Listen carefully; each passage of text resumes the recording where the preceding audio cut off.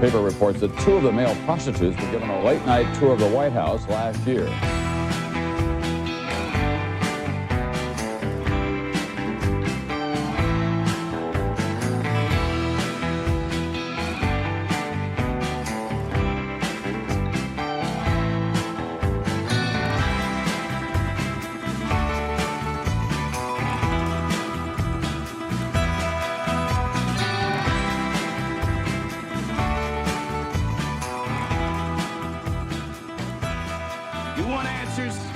Entitled. You want answers. I want the truth. You can't handle the truth. Hi, everybody. Welcome to the Nick Bryant podcast. Today, I'm going to play part 2 of my interview with Jake Hanrahan. In this interview, Jake and I discuss that life can be rather dicey when pursuing certain stories. You ended up in a Turkish jail. Yeah. Tell us about that. That's an interesting chain of events. When was it? 2015. So it was like 8 years ago now. Yeah, man. I was reporting on the Kurdish issue. I was covering the conflict. At the time, the Kurds had kind of risen up in southeast Turkey and were battling the government. And I mean, Turkey is, I think, the number 2 jailer of journalists in the world. So I got jailed. You know what I mean? Basically, I mean, the long and short of it is we were in one area where the Kurds had full control, and they, you know, there was no police there. The police couldn't get close. But then we went to an area where it was kind of half and half. Like, you know, the Kurds were trying to take certain areas. They had taken certain areas. Other areas they couldn't. And one day the police just came and arrested us. But this was obviously now, like, you know, I mean, someone got sent to prison recently, or arrested for saying that one of the politicians there was bald, like he's lost his hair. He got arrested. You know, it's crazy. But this was before that kind of wave of things. You know, it was a lot more open at that time. There was a, you know, there was a ceasefire and and. Yeah, man, we got arrested and they charged us with terrorism. It was crazy. I mean, I've never done, you know, I didn't plotting to blow up a police station. That was, yeah, you've done your research. That was the original charge, but they kind of, I think they just, you know, they made that up to find out what we were doing, you know, and then they arrested us, and then they looked at our footage. They realized, oh, okay, you're filming with the PKK or whatever, like the militant group, the Kurdish militant group, and then they just said, okay, well, you're terrorists now, you're trying to help them. And it was kind of like, you know, I think they dropped the charge of blowing up a police station, and they just kind of created a new one. And at one point we were accused of helping ISIS, which is mad, like, and then we're accused of helping the PKK at the same time. So they're sworn enemies, you know. So it's like, how did that make sense? So, and then I think the ISIS charge was dropped, and then they blamed us for, like, you know, trying to help the PKK. Like, we didn't try and help anyone, man. We were just doing our job. You know, like we had no, you know, I have no ill will towards Turkish people. You know, I am against authoritarians. I'm not against a specific people. And unfortunately, that's happened. And in fact, I had some Turkish, you know, there's Turkish people I work with now, you know, colleagues, and they literally, when we talk, I kind of say to them, like, look, don't, you know, my organization, Popular Front, was banned in Turkey, and I just say to them, look, don't associate with us, don't share our stuff, because I'm worried they'll get in trouble, you know. And it's a real sad state of affairs when you get to that point, you know. It's kind of the thing, like, you know, at first they came for this, at first they came for that. I mean, for them, it was like, at first they came for the Kurds, then they came for, you know, everybody else. You know, I mean, it's very, the kind of terrorism label is put on a lot of people there, unfortunately. But I don't know, man. It was very, very hard experience, but at the same time, it was a good experience in a way. I think for me, it shaped my career in a way. Afterwards, it really, I don't know. There's one thing to be against authoritarianism, but to then feel what it's like to have your rights pulled from you and realize you don't really have rights. You know what I mean? You kind of have to fight for them. I think that was, in a way, a kind of maturing experience for me. You know, I was 25. I was a baby, really. You know, like, it was very weird, but you know, it was what it was. You know, we came out, we survived. So it was just like. It sounds like so stupid to even think like you were in a Turkish prison, like yeah, like even looking back, I'm like I didn't even do anything, you know. So, but I don't know, it was yeah, man, it was scary, you know, it was scary, but it's over, kind of. You know, the case is ongoing still. It just keeps getting adjourned every year. But I kind of, for me, it was lucky. I got out. You know, if we got out, I think now I think I haven't been in there. I feel a lot for people that are still in there. You know, and there's so many people in there for nothing, for nothing. You know, like in prison for nothing. Yeah. And they're not the kind of prisons we have in the West. They're certainly very different. You know, I think we were in 4 different prisons. And each one was like, it was, yeah, there was no PlayStations or TVs in there. Well, this is what you wrote. The other inmates stopped and stared at us as we were pushed through the iron gates at the entrance of the wing. We were a wreck. Our shirts were stiff with dirt. We hadn't had a proper wash in over a week. We'd slept on concrete floors, and I'd lost a stone in weight. So it sounds like a fairly unpleasant experience. Yeah, I mean it was. I mean, I genuinely like I got like a parasite like first couple days, like just from the dirt, you know, from the filth in the toilet room, like which was like a hole in the floor. You know, it was very yeah, like it was. We were stinking, you know, like we were filthy. And then they moved us finally when we got deported to the deportation prison. That was a lot better. Then you're in main flow with all these other people, but then we ended up in prison with ISIS people because there was some Chechen or like various different foreign Chechen and there was a guy from Tajikistan, like, you know, guys from Somalia, like jihadist fighters that have been caught on the border trying to get into Turkey to get treatment at the hospitals and stuff like this because at the time that was happening. And, you know, the Turkish police had caught them and were like, oh, you're ISIS. Oh, you're from wherever. We're going to deport you. So through that kind of pipeline, you both end up in the same prison because they're getting deported for being jihadis and we're getting deported because for allegedly being terrorists. Journalists. Yeah, for being a journalist. Yeah. So literally, and that was the only prison where we weren't isolated. So we were literally like, you know, like eating breakfast with literal ISIS fighters. I mean, there was one guy, I called him Jihadi Keith because he was Chechen and like Chechens are like whiter than white sometimes, you know, like he was so pale and he had this weird kind of haircut and this weird beard. He kind of looked like an alcoholic from where I live, you know, like your stereotypical kind of alcoholic kind of guy, which would be called like Keith or something. So we were calling him Jihadi Keith and he had all these bullet holes in his arm. And we were like, what happened? He was like, oh, he was a fighter. Like when he got arrested on the border, they didn't treat him. So he was just in the room every day with like pus coming out of his arm. And we were like, hey, and he's like, hey, like, you know what I mean? Wow, he wasn't that friendly. Some of them were super friendly, no joke. Like, it was weird. They're like, they wanted to kill you, but, you know, you're in this room together. So they're just like, you know, hi, you know, until like we'd watch TV. There was one room there with a TV in it at this point, the TV room, you know, and we'd watch the TV. And if a woman came on the screen, they would scream and throw things at the TV, you know, I had to turn it off. And you know, I was hanging out with all these other like Muslim guys. Like there's a lot of refugees as well. So it wasn't all jihadis. Like a lot of refugees that fled from Syria trying to get home. And obviously, we made friends with the refugees. You know, just relaxed, chilled out Muslims, not jihadists, not extremists. And they were just like, "I'm sorry about these guys." And I was like, "Bro, I know you are not the same people. Don't worry." And one day, like I wrote about it in my book, we had this crazy scenario where, you know, as my friend who I was in prison with, it was his birthday. And a lot of the like moderate, you know, I hate even that term moderate Muslims, you know, just normal guys brought us in the room. We're like, hey, come with us. We're going to celebrate for your friend's birthday. And we're like, oh, thanks, guys. You know, we really appreciate that. And the jihadists went berserk. Like they came in our room because they were dancing and singing and, you know, trying to make us feel good because we're in prison. What the hell? Having fun. Yeah, having fun, right? Like, and there's like 20 of us in there and they're singing all these anti-Assad songs. These were like, you know, rebel fighters. And an interesting thing, I remember one of them, some of them spoke English. One of them said to me, he was like, that war is over. This was 2015. He was like, what we fought for, it's gone. You know, he was like, we fought for a secular, you know, like moderate world. He's like, all of that's gone, unfortunately. And anyway, so they were singing all these songs and the jihadis came in. They were like, why are you hanging out with kafar? Like, you know what I mean? Like, you're scumbags.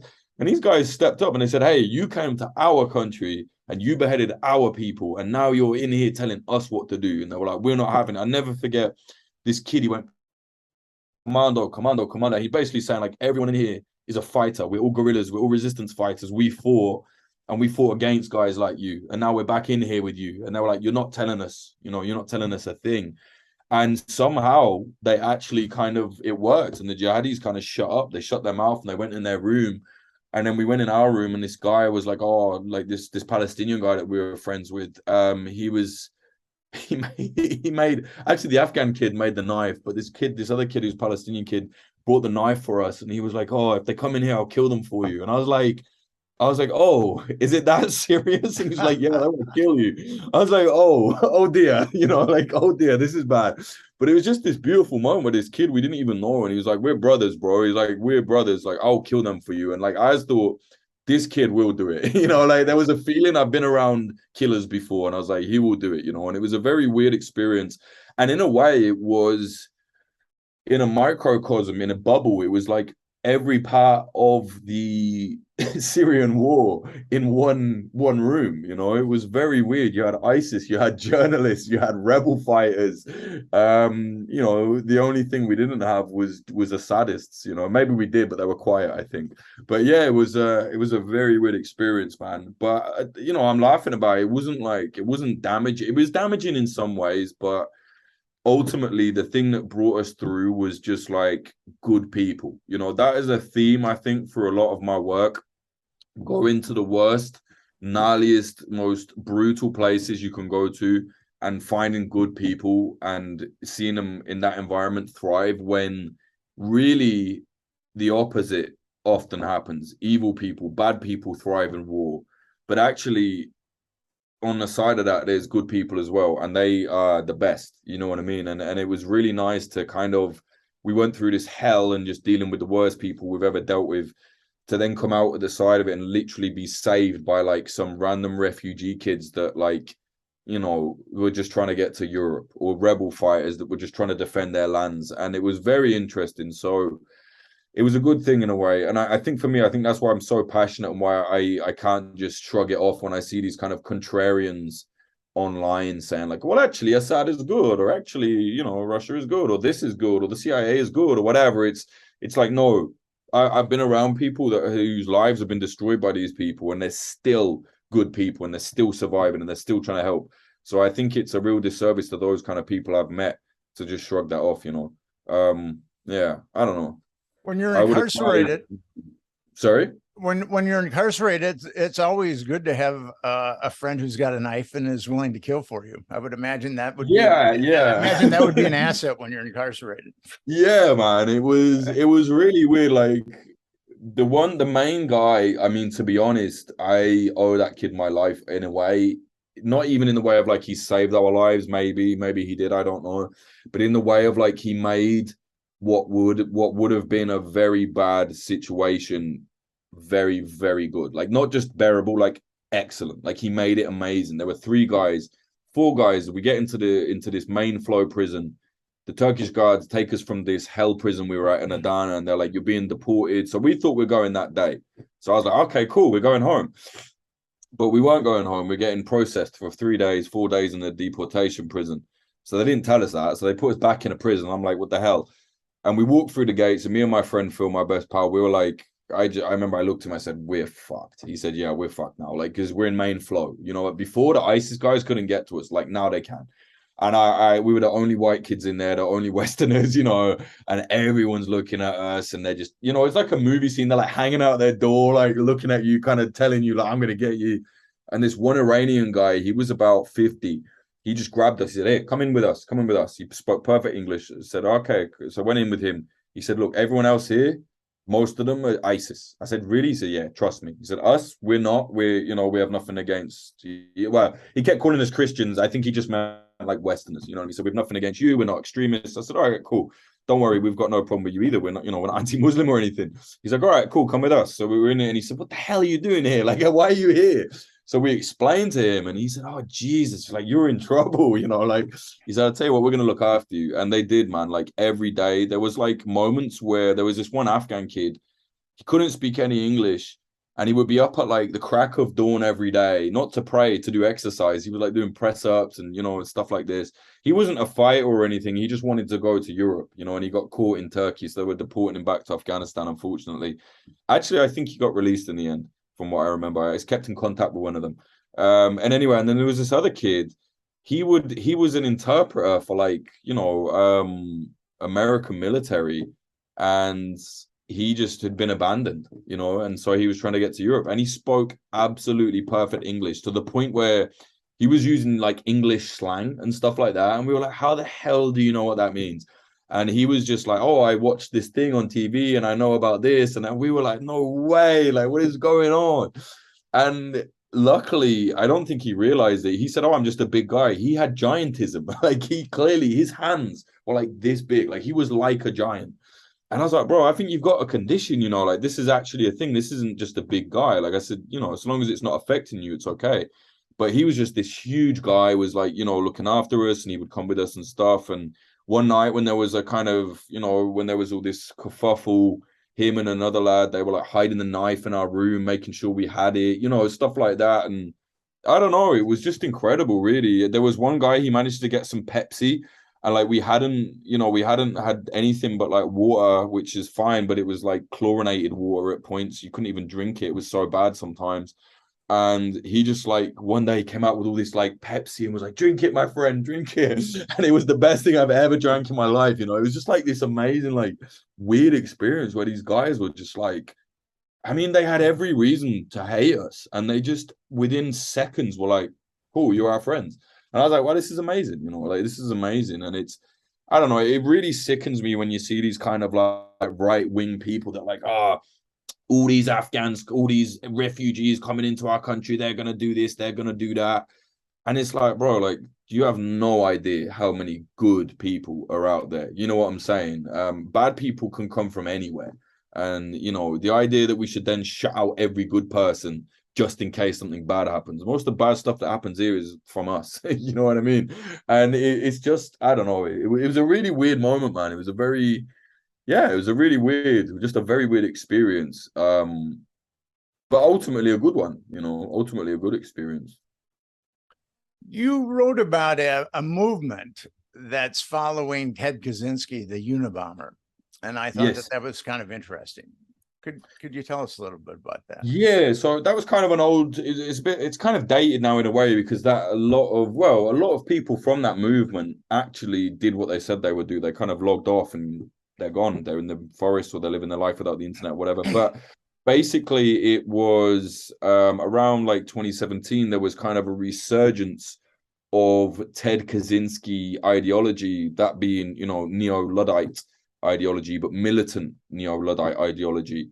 And I personally am very fond of nature. I think nature is like, I don't know, there's something else there, you know, to me personally, I feel something else there. It's like, I'm not religious, but I'm not an atheist, but it's like when I'm in nature, it's the closest I think you can feel almost to like realizing that like nature is alive. You know what I mean? Like the forest is alive. Like you kind of feel that, not in a hippie way, like you just feel that, you know, you just feel something there. So you know, I'd read a lot of Ted Kaczynski's work like as a teenager a little bit, and then I read all of his books in the end for my research. And you know, I have as many criticisms about him as I do kind of understandings. You know, I think ultimately he was a narcissist, or is a narcissist. There's a rumor he died, actually. He has cancer, but no one knows if it's true yet. But he does have cancer, he said himself. But anyway, so I knew all about this stuff, and I was like, okay, instead of immediately jumping on these kids and being like, they're all terrorists, which is, you know, the most popular thing to do at that time from like BuzzFeed and places like that, I wanted to understand it. So I started interviewing them, you know, and I got friendly with some of them. And it was quite funny at first. They were like, oh, fuck off, journalist, like you're a scumbag. And I was like, you know, like that's okay. Like anyway, like let's talk. And they eventually, some of them kind of were like, you're all right, you know, okay, we'll talk to you. One of them actually I became really quite friendly with. He was a nice guy. And it's basically a lot of young men, women too, but mostly young men, that realize that all of this kind of techno dystopia, which I do believe to some degree we live in. I mean, I read a study about kids kind of giving themselves ADHD by destroying their own attention span via TikTok. So when you're living in that kind of era, I just think it's insane. I think it's awful. And they kind of got this kind of fatigue, which I think now 2017, it was like people were talking about it, but I think now that's almost been a mainstream concept, right? Like this fatigue of social media, of advertising, of constantly being plugged in, of the cloud, of fatigue. Like it's everyone is tired from doing nothing, and it's crazy. So that they were tired of all that stuff, and instead of just going, oh, you know what, we don't engage with that, they really made a point of being very pro Ted Kaczynski, and they built a whole kind of movement around it, and they would characterize themselves by putting a pine tree in their Twitter profiles, which some say, oh, it's ironic that, they're anti-tech and they're on social media. Well, when you live in hell, you got to dance with the devil. You know what I'm saying? It's like, how else are they going to get their message out there? Everybody's online. So they would use the internet to propel this idea. And it got to the point where they had like reading groups, book clubs. They would form big communities on Discord, and they would all share ideas. And it honestly, 99% of it wasn't militant. It was like, oh, here's how to do bushcraft. Here's what mushrooms you can eat and can't eat in the forest. Here's, if you feel like you're getting addicted to your phone, here's an easy way to kind of, to unplug. And a lot of it, I looked at it and I was like, this is actually really constructive. This isn't the kind of terror network that a lot of the very correct opinion sphere said it was. But a lot of it was at the same time. So I don't want to pretend. I mean, a lot of it was memes, though. A lot of it was the internet was like, people that were saying things like, they were in favor of Ted Kaczynski. Ted Kaczynski did a lot of violent things. He did a lot of insane things. He wanted to, he was going to blow up an airplane at one point. I don't think he really cared about civilian casualties at one point. There's some indication that he changed that, but you know what I mean? He was a terrorist, essentially, in the eyes of the law. But for these kids, he was a kind of savior, a savior. Yeah, a kind of savior for them. He was the guy that made them go, it is okay to find all this weird. And it is weird. We do live in a weird time. I mean, phone addiction is just, it's crazy, man. It's crazy. Like, it's just bizarre. Like and we are engaged with it. Like, I mean, I have very strict rules on what I do and don't do. Like, I'm not on my phone all the time. I'm not one of them guys. Like, I have someone that runs the Popular Front Instagram, but our Instagram has like 400,000 followers. And it's been incredibly helpful. And I realized while I was building this business of mine that you need it. In media, you literally need it to succeed. And it's very scary that it's now not an option, really. In certain degrees, in certain careers, and certain lifestyles, it's almost not an option to step out from it. And anyway, so these people found it very, they found him as a savior. They found it nice to kind of meet each other. And there were people from all different walks, all different backgrounds. There's a misconception that Ted Kaczynski was a fascist. He's written several times about his disdain for fascism. He was very pro Black liberation. He was pro to the point where he was very much in favor of like violent blacks, not Black separatism, but like Black militant groups, like the violent ones. He very much was in favor of them. He called neo-Nazis kooks and weirdos, and you shouldn't talk to them. Like, this guy was not a Nazi, but he didn't fit into a perfect sphere of what the new left wanted him to be. And actually, in the 80s, there was, or the 90s or whenever, the early 2000s, I think it was, there was a movement of like leftists that were very pro Ted Kaczynski, like the Monkey Wrenchers, the original kind of Earth Liberation Front. A lot of those people were very pro Ted Kaczynski, and he was pro them as well. So there was this, a very interesting mix of people. Very quickly, a lot of media tried to label them as fascist and right wing, but they weren't. But unfortunately, that element did get in, and there were some like, Pentti Linkola types who was kind of a green fascist, and that got in there, and it kind of destroyed the movement because it split it in half. And yeah, that's it. But there are still people that are living like that. There's a guy, I'm working on a magazine, as you know, and there's a guy that has basically dedicated his life to kind of living like Ted Kaczynski, just without the bombs. And that's always good. Yeah, that's good, right? To Yeah, don't limit get me wrong, like, homicides is a good thing. yeah, no, I'm definitely not in favor of the violence. Obviously, I just don't. It's just not something that I just don't get dramatic about it, you know, which is so some people get very like, you like terrorists. I'm like, no, I don't like terrorists. I just want to know more. Like, and I think screaming at the top of your voice in a very shrill manner is not reporting. It's just screaming at the top of your voice. But no, yeah. So there's one guy that, you know, he lives in the forest and stuff like that. And he actually got investigated by the FBI because they thought he was like the next Ted Kaczynski. But even they kind of said like, no, he's just the guy. You know, he lives in nature. And I think, well, I don't think I know through my research, you know, I included a part, I forget the name now, but there's a lot of these movements across the world now that are like unplugging and plugging out. And okay, they don't believe in violence and they don't believe in terrorism and militancy, but a lot of them do relate to a lot of the things Ted Kaczynski said. And to be honest, he predicted a lot of things, you know. I think again, like I said, I think the guy was a narcissist. I think he cared more about his own legacy than anything, actually. But I do think that he raised some interesting questions. And I think like immediately just shutting everything down and be like, they like Ted Kaczynski, they're evil, they're terrorists, da, da, da. I think that's like very counterproductive. So for me, I was like, I want to know why.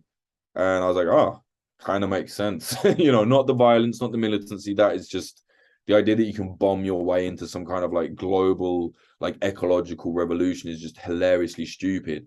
But I do understand why a lot of people are tired of this. I don't think we're meant to live like this. I really don't think, you know, I really, it's just unnatural. I think this level of being plugged in, I think is unnatural. And I'm not a Luddite. Like I think tech can be great. I just think for me, the perfect level is I think it's gone way too far, to be honest. Well, you did interview some of them, and there was one named Reggie who said modernity crushes your soul, and I have to agree with him on that.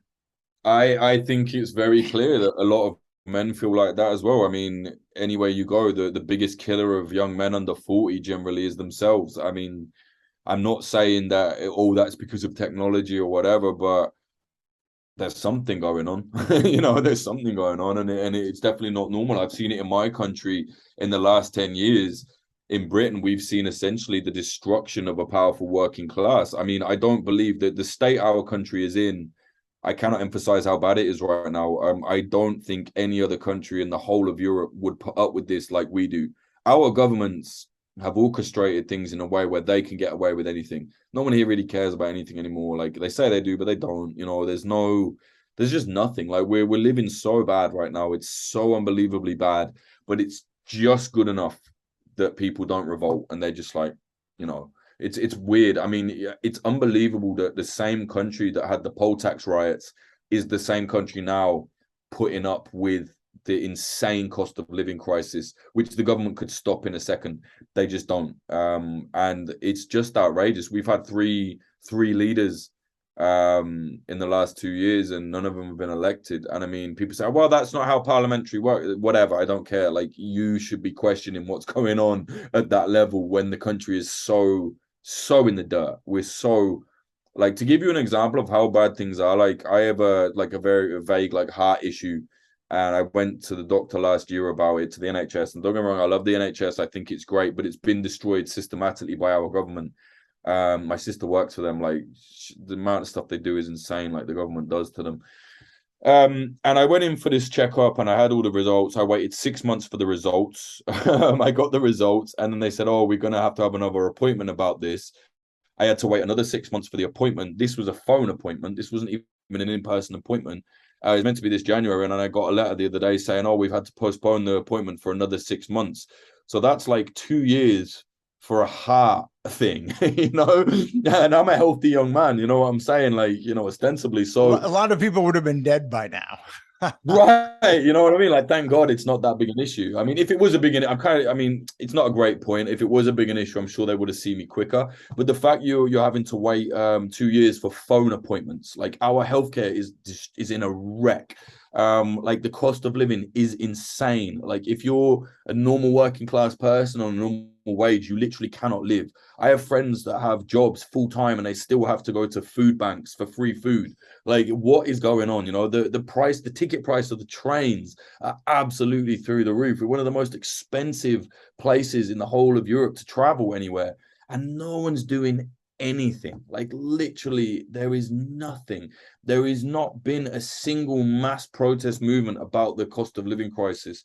It's just crazy. Like it's crazy that everyone's just like, you know, and we have this like get the bag culture now. That's kind of what has destroyed everything, that people are not like together anymore. There's like, who cares, just get your money and get out. That's the kind of idea, and I understand that.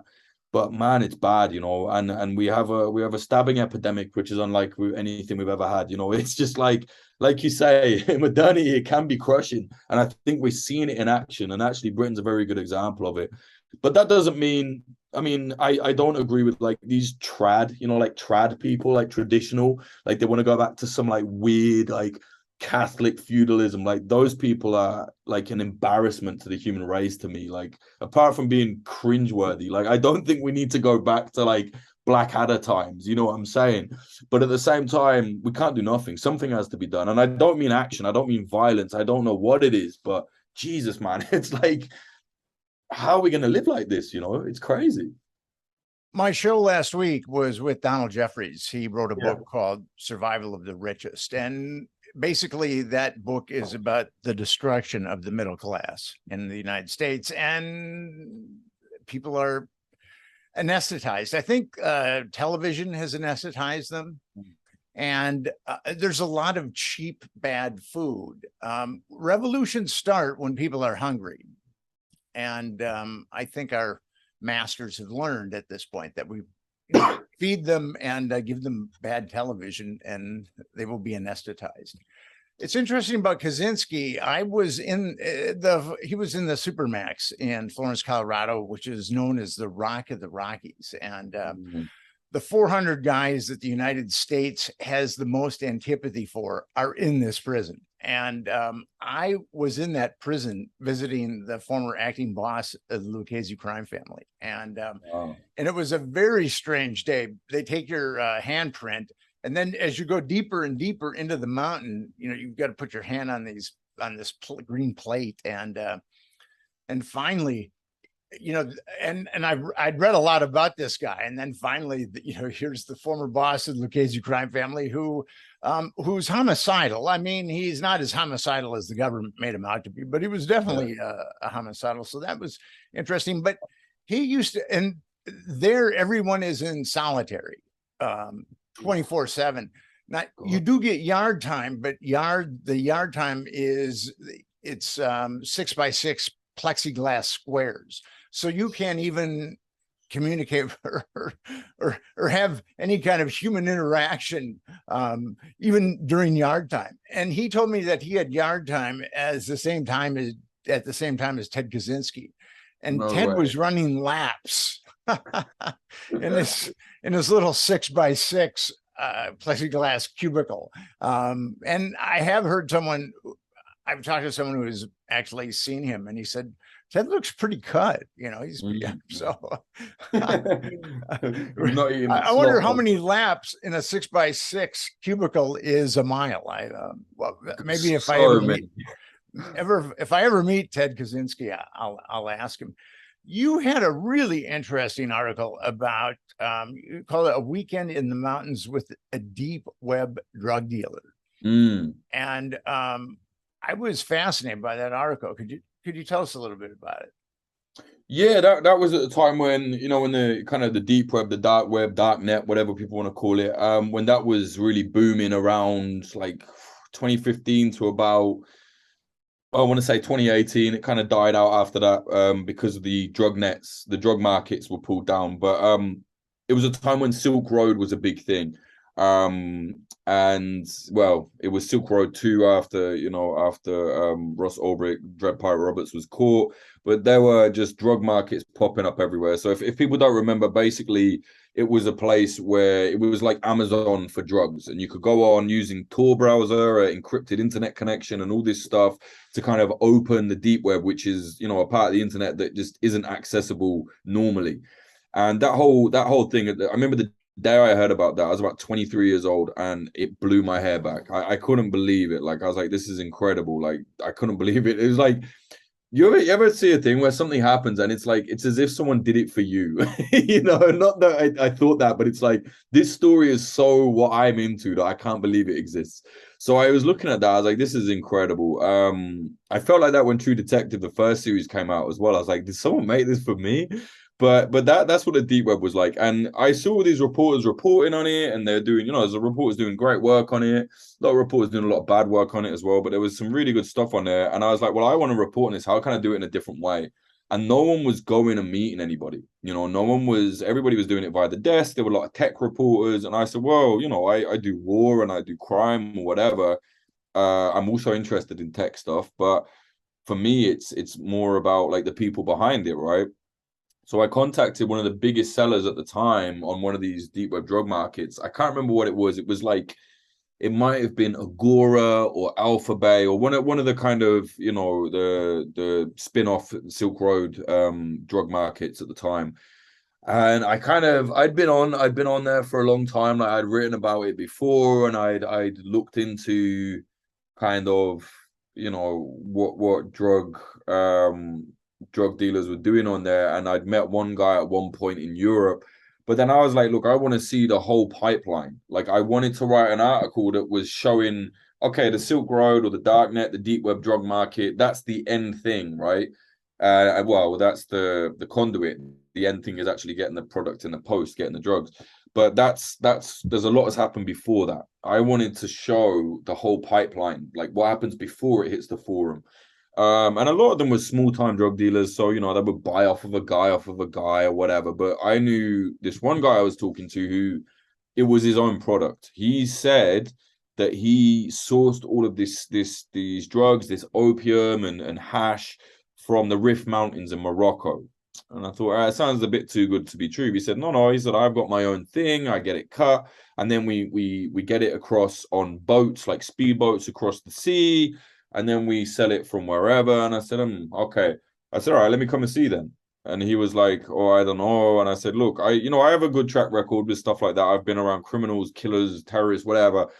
I don't burn a source, and I'm not a judgmental person in that sense. I'm very like no decorum. I don't. I like people that are wild. You know, I even if I don't like them, I like that kind of vibe. You know, I enjoy that environment. So I think he knew I wasn't going to like paint him with some like, you know, like some reporters would be like, this hideous man. It's like, whatever. I don't care. Like, you do bad stuff, yeah, but like, I'm interested. You know. So he was like, he looked at my work and he said, yeah, all right, we'll talk for a while. And after a little while, he eventually said, you know what? He said, I think I kind of trust you. And I said, look, whatever parameters you want within reason, obviously, as long as it's legal, you know, set them for me. I'll do it. He said, all right, meet me at this date. Meet me here. Boom, somewhere in Europe. So I was like, all right, fine. So I jumped on the plane. You know, I was working at Vice at the time. I jumped on a plane. I think this was like 2017 or 2018. And I went to this place in Europe, and I met with this guy. And he's like, you know, he's the real deal. And he takes me to this place, and he's got like a rifle on his mountain, on this like mountain where he lived. He's got like this rifle on the kind of fireplace, and he's like, house is full of drugs, you know, and he's got like security working for him, you know, like low level, like he wasn't a multi-millionaire, but he was definitely earning like, you know, probably about 800 grand a year, something like that, probably more than that. But, you know, he had the security team, and we literally, we drove and we got on a boat. We went to Morocco, and he took me into the mountains, and he literally showed me the whole operation. Now we go up there, and there's these old men, these like Berber men, in the Rif Mountains there in Morocco. And we went into this spot that was like in the middle of nowhere. Looking back, it was pretty risky actually, but I don't know. I was really into it. It's very interesting. And there's no reception. It's literally above the clouds. Like, I mean, not literally like above the clouds, like a plane. But what I mean is, like, when you wake up, it's like the clouds are there. You know what I mean? It's like the mist is so high up the mountain. And it took us hours and hours and hours to get there. And we get there, and there's this guy, he has like a half-built hotel. And this guy, Patron, he called himself, he claimed, this drug dealer, he claimed that he was giving money to the Berber guys, helping them build a hotel. I think he probably was, because they treated him like really well when he came in. They were like, oh, you know, looking after him and all sorts of stuff. And I just spent this like night in this hotel, like this half-built hotel where this whole family live. And then we went to this we went to the workshop basically, and he just opens up this kind of garage door like far away from this area, and stacked to the ceiling, I'm talking like 20 feet high, was just weed, like cannabis. It just stacked. And that's when I was like, all right, this guy's the real deal, you know what I mean? And you could tell just the way he was interacting with people, you could just tell this was his operation. So then he did all that. I said, okay, I see it. Then we drove back down from the mountain. We go to another hideout that he has, like another house. And he shows me, like, he logs in, you know, he shows me everything. Like, he logs in, he proves it's him. He sells things, he puts up a thing, he puts up an order. And then he even printed it out and like showed me how he packed it. So he packed it. So I think it was called like I can't remember what it was called, from the mailbox to, I don't know what it was called, but whatever it was, basically the idea was I wanted to show, like, oh yeah, from the mountains to the mailbox, that was it. The idea I wanted to show the source where the drugs came from, prove that this guy was literally the whole thing was his operation, and then show it, and then it sold out, and then it went to, you know, everybody on the world. And I think I was the only reporter that actually ever did that, like showed a full scale operation of a deep web drug market behind the scenes. And at the time, I don't know, there's a real problem in journalism where if you kind of encroach on someone else's turf, a lot of other reporters don't like it. And I showed, like, I was quite naive at the time. I wasn't as jaded and as bitter as I am now. And I hit up some, like, you know, like tech reporters that have been reporting on the deep web. I was like, hey, bro, check this out. Look what I did. Da, da, da. And they were like, oh, yeah, I don't care. You know what I mean? They just ignored it. Obviously, now I get it. Like, it was a big story. They hadn't done this. They couldn't do it. They couldn't do it like I could do it, you know? So that was it. But it was a very enlightening process. And like I said, I think I'm the first one that did that, maybe the only one so far to show the whole process. But it was very specific guy. Like, most of the deep web drug dealers didn't have their own operation like that, you know. He called himself Patron, which means boss. And it sounds like you kind of got to like him. Yeah, I did, you know. This is the thing. Like, I mean, a lot of people I've met, it doesn't mean, I don't know if I like them. Like, I don't like I mean, this guy sold like opium, and I think he also sold like, I don't know, like heroin derivatives, which I'm very against that. I don't like all that. I don't take drugs. I don't like all that. And I've seen my own community where I live, where I grew up, poisoned by drugs, you know, destroyed by drugs. So I'm not into that. I'm not like, I don't think he's a good guy or anything like that. But life is short, you know. I want to kind of understand people more than them just being a headline, if that makes sense. So I kind of tried to understand him, got to know him. And I you know, we had some similar beliefs. I mean, he was kind of a bit of an old school libertarian, which I don't really have an ism, but if you had to nail me to some cross, I have some ideas like that. Not American libertarian, different, you know, like where it actually came from, like European libertarian, I should say, you know, kind of small state, don't want the government in my business, that kind of thing. And yeah, he had some similar ideas, but also he was just he was a good criminal because he was charismatic. You know, he spoke several languages. He knew how to handle himself. He spoke when to speak. Not like me. Like, I wish I could be like that, man. I fucking talk my mouth off. You know what I mean? Like, I'm blah, blah, blah, blah. But this was a guy that was very measured. He knew what he was doing. And I guess I just kind of, I don't know, I just was fascinated by it, you know. I was really fascinated by it. Now, I think less so, you know. I'm 32 now. I've gone through a lot since, and I've definitely, you know, I know who I am. I'm a grown adult. You know, I've been to war, I've been to jail, I've been to here, there, and everywhere. So I think less so, maybe it will be impressive now. But back then, I was, you know, I was quite young still, and it was just impressive to see what, you know, what we would call in England, it's almost a slang term the way we mean it, but like we would call it an operator. Like, meaning like a man or a woman that can just operate in a like you put that in that situation, they're going to get the job done no matter what. He was one of them guys. He was an operator, and I found that really, really intriguing, you know. I guess because it's kind of, I mean, I'm not like, I don't want to emulate anybody, you know. Quite the opposite. I am who I am, and I like then noticing, oh, these people are who they are. Why are they so different? How are they like that? I can never be like that. I can never do. And that to me is so interesting. And I think that's the kind of fun to life, right? Just being around people that are so different, you know. He was also selling hashish, and I can remember in my youth, I got some Moroccan hashish, and I smoked it, and I felt something on my back, and then I belatedly realized it was the floor. Yeah. I mean, you know, hashish and all stuff like that. I mean, who cares? I mean, I'm not against that. It's like if you, I mean, I do think the weed, like the weed we have in England now, the cannabis we have in England now, because it's illegal, perhaps it's so strong. I don't smoke weed. I don't do anything like that. I'm completely straight edge when it comes to that. But you know, I have friends who have, and I know older people, you know, older friends that are like older than me in their 40s and 50s, and they smoke it, and they're like, I can't smoke it anymore because it's so strong, you know, and that is messing with people's brains. But stuff like hash, like if alcohol can be legal, how the hell is hashish not legal? You know? It's like less than a Xanax, you know. It's alcohol is far more destructive than far more destructive. Cannabis. But then, you know, what is destructive? This is crazy. Like the people's perception of destructive. You know, I have you know, a very, very close proximity to what alcohol can destroy people, you know, through family, unfortunately, and stuff like that. And to see it happen like that, and to know how many people die every year from alcohol is crazy. But then you'll get people that will drink and they'll know the statistics for alcohol, but then they're against cannabis. And it's like, why? Like, how can it's because they weigh like destruction in a different way, you know? And I will say I can't stand like potheads, like they drive me mad. It does my head in. I don't like being around them. I don't like being around anyone when they're on drugs and stuff, you know, it annoys me. But I'm not against it because, you know, you have to let people do what they want to do and it's up to them to decide.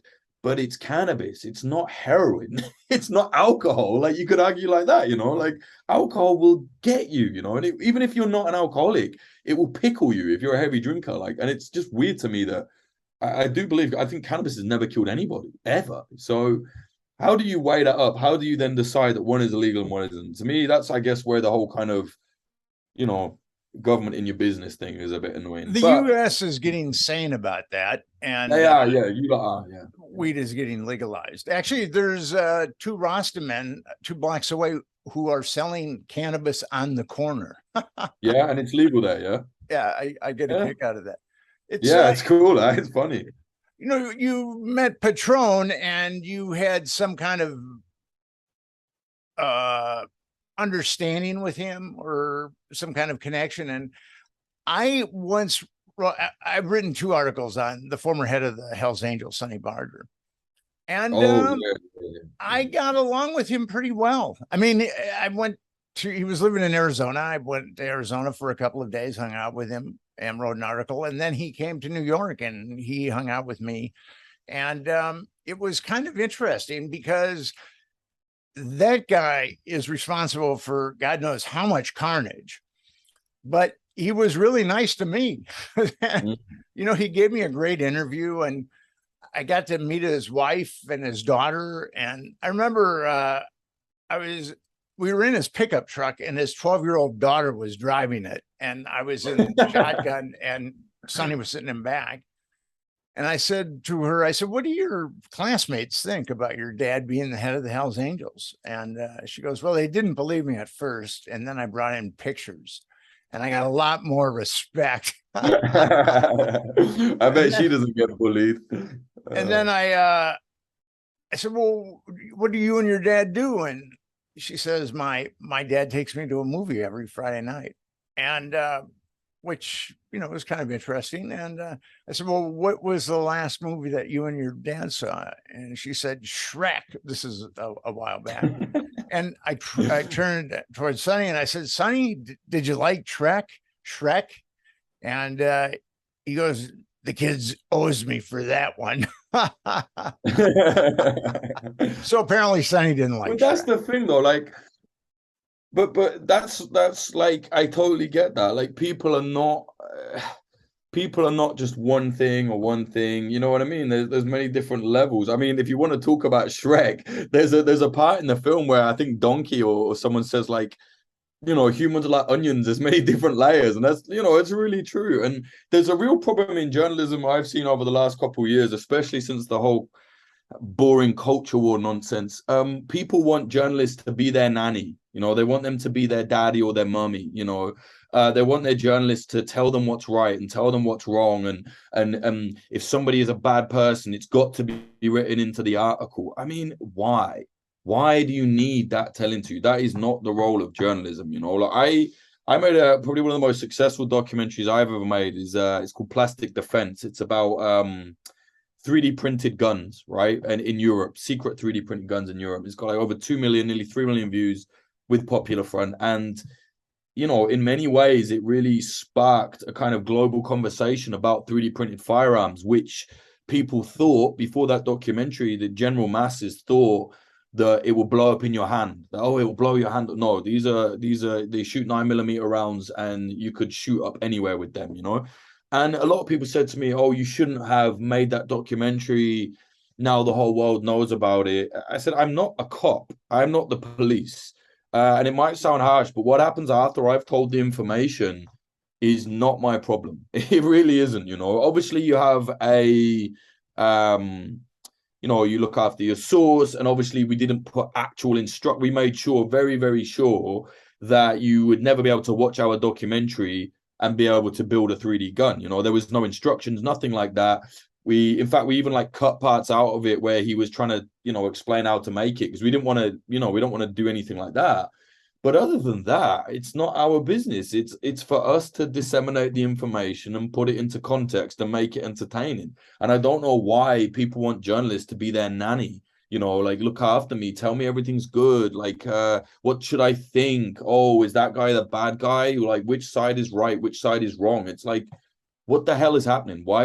Firstly, why do you want that? And secondly, why do some journalists think that's their goal? I don't get it. I don't know. What do you think? Maybe I'm just noticing it because I'm hyper aware of it, but it feels to me like that. It all depends upon what I'm writing about. I find that the people that are destroying the middle class, I can't help but put my opinion about them, or writing the Franklin scandal. There's some very nasty psychopathic people, and I can't but help make a judgment on that. Right, but the way you do it though, like I've read the Franklin scandal. The way you do it is say, here's what they did. Yes. You know what I mean? It's like, wow, very clearly they're evil. It's like, you don't then need to be like, well, I guess it's different. Yeah, I guess, because I do a similar thing. It's like, if someone like, if this person is like, it's like the most disgusting pedophile ever, it's clear. But I mean, I'm talking about like a thing like a Hell's Angel. It's like, oh, this guy is stolen, he's shot, he's killed, he's responsible for a lot of this. Do you then need me to tell you this is a bad guy? Surely not, But then there's other parts of him that are not bad, It's what I was trying to say is that yes, with the Franklin scandal, I can just delineate what someone does, and then someone. But I do generally I try to keep my mind open. I studied philosophy in college, and Socrates, who's one of my heroes, really talked about agnosticism, being agnostic towards everything and keeping your mind open towards everything, which I've tried to pull off. It's hard. It's very hard. But what I believe, I mean, I can't help but make judgments about certain people. I mean, I can't. But on the other hand, I will describe, as you said, I will describe what they have done, and then people can make their own judgment at that point.